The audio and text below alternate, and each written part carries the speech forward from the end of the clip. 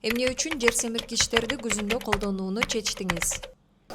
Булар жана Амафоска 6 айдан иштейт экен, ошон үчүн предпахаттой агрономдун совети боюнча ушу Амафоскага калий берип атабыз. Ушу жерди минеральный удобрениялар менен семиртип атабыз. Күздүк пахатанын астында 100 килограмм Амафос, 100 килограмм калийден берип атабыз. Топурак анализин кылдыңыз беле?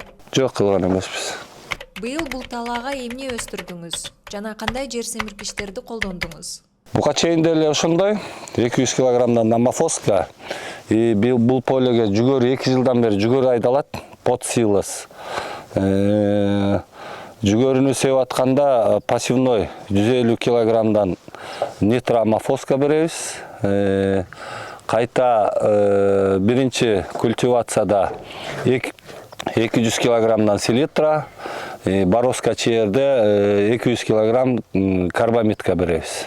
2025 жылы кандай түшүм алдыңыз? Гектарына 48 тоннадан силос алдык.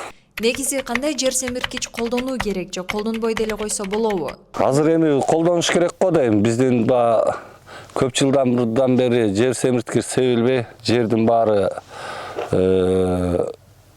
арыктаган.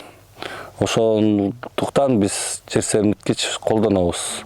Азыркы уруктун баары эле гибрид болуп, алар бес дарысыз өсбөйт экен.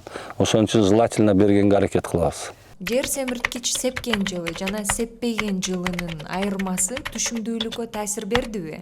Жер семирткич бербей сээп көрө элекпиз. Ушу жүгөрү менен иштеген эле ушу эме менен иштеп жүрөбүз. Сээп жүрөбүз. А так сеппей кое элекпиз да. Анан сеппегендердикин көрүп жүрөбүз. Разница бар, конечно. Алардыкы бир 3-4 тоннага азыраак алышат.